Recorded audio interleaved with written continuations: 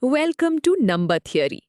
Today we are going to explore one of the most beautiful and powerful shortcuts in all of mathematics, known as Fermat's little theorem. This simple rule is not just a neat trick, it is the unbreakable bedrock of modern digital security and prime number theory. Let us dive in and see how it works. Before we look at the math, let us build some intuition. Imagine you are a jeweler making circular bead necklaces. You want to use exactly P beads where P is a prime number, and you have A different colors to choose from. If you lay them out straight, there are A to the power of P possible combinations. If we throw away the solid color strings, we are left with A to the power of P minus A strings. Because P is prime, when you connect these into circles, they group perfectly into sets of P rotations with no leftovers. This physical counting fact means that A to the power of P minus A must be perfectly divisible by P. Now that we have imagined the necklaces, let us look at this diagram to see it clearly. On the left, we start with all possible straight strings of beads. We then remove the strings that are entirely one solid color. The remaining multicolored strings are then looped into circles. Notice how the straight strings group perfectly into sets that represent the exact same circular necklace, just rotated to a different starting position. Because our number of beads is prime, every unique multicolored necklace has exactly P straight string variations. This visualizes exactly why our total number of mixed strings is a perfect multiple of P. This beautiful counting fact leads us directly to the formal mathematics. But first, we need to understand the concept of modulo. Modulo simply means the remainder left over after you perform a division. For example, 17 modulo 5 is 2 because dividing 17 by 5 leaves a remainder of 2.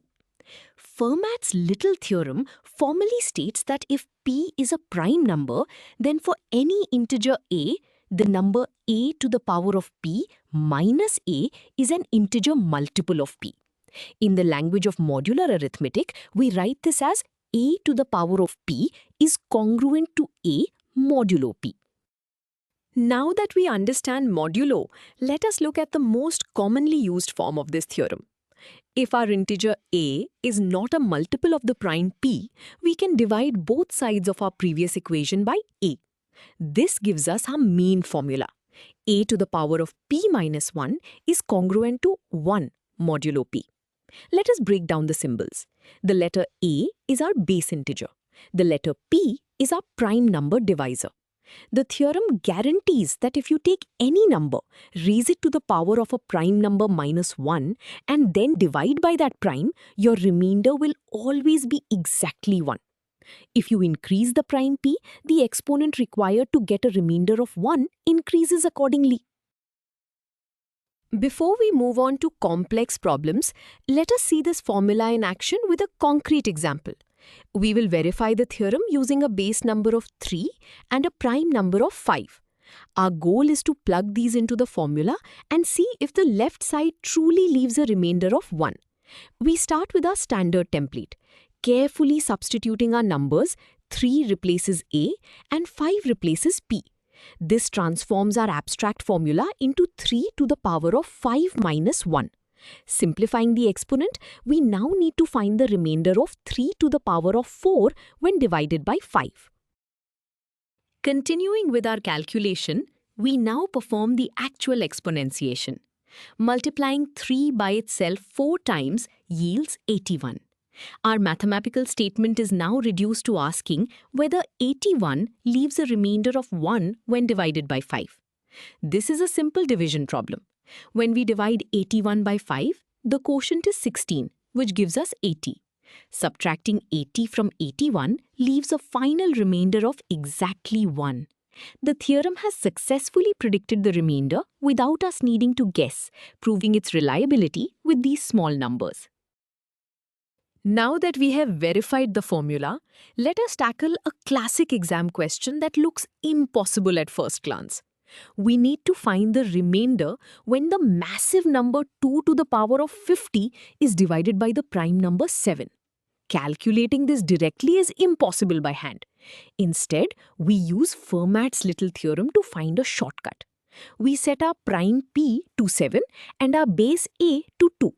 According to the theorem, 2 to the power of 7 minus 1 will guarantee a remainder of 1.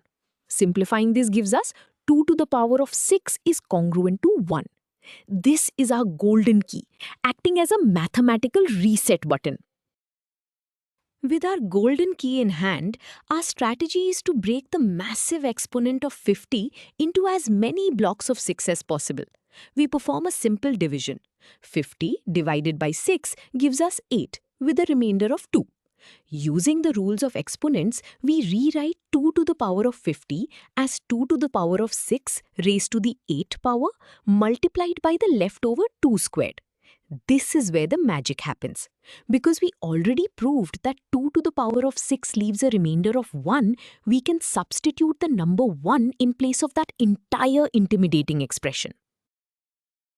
In our final step, we simplify the remaining basic arithmetic. The number 1 raised to the power of 8 remains exactly 1. We then multiply this 1 by the leftover 2 squared, which is 4. This gives us a final result of 4. Therefore, if you were to calculate that astronomical 50-digit number and divide it by 7, the remainder would be exactly 4. Fermat's little theorem just turned an impossible calculation into a problem we could easily solve in our heads. This physical meaning of reducing massive scales to simple remainders is incredibly powerful. Now that we have used this formula to solve problems, let us understand where it comes from by proving it step by step.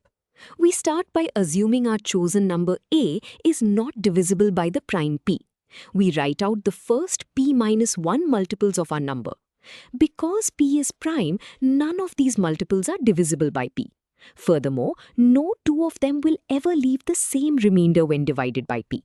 If they did, their difference would be divisible by p, which is mathematically impossible since p is prime. This sets up our core logical foundation.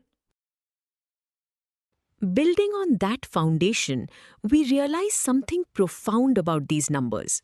Since all p minus 1 multiples leave completely different remainders, they must leave the exact same set of remainders as the simple numbers 1 through p minus 1. Just scrambled in a different order. Therefore, if we multiply all our original multiples together on the left side of our equation, the result must have the exact same overall remainder as multiplying all the possible remainders together on the right side. The modulo operator ensures we are only comparing these final remainders, completely ignoring how large the actual numbers get. This equivalence of products is the clever trick that makes the whole proof work. Now we can simplify the left side of our equation by grouping similar terms together. Every single term on the left side contains a copy of our original number a. Since there are exactly p minus 1 terms being multiplied, we can pull out a exactly p minus 1 times, giving us the term e to the power of p minus 1. What remains inside the parentheses is simply the product of the integers from 1 up to p minus 1. To make this cleaner, we substitute the standard factorial notation, written as p minus 1 factorial, into both sides. This algebraic rearrangement makes the common factors obvious. Finally, we reach the conclusion of our proof by simplifying the equation. Because p is a prime number, it cannot share any common factors with the number smaller than it, meaning it shares no factors with p minus 1 factorial. In modular arithmetic, when a common multiplier shares no factors with the modulo base, we are legally allowed to divide both sides by that multiplier to cancel it out. Cancelling p minus 1 factorial from both sides leaves us with our famous result. We have successfully proven that the theorem holds true for any integer not divisible by the prime. So, we have proven that this theorem holds mathematically. But why does this matter in the real world? Fermat's little theorem is actually the foundational pillar of modern cryptography, specifically the RSA encryption algorithm. When you send a secure message online, your computer uses massive prime numbers to lock the data.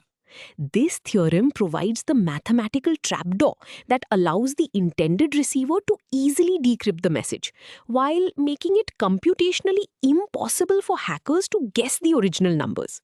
It is also used in primality testing, helping computers quickly verify massive primes. Without this theorem, secure internet banking simply would not exist. Let us wrap up what we have learned today.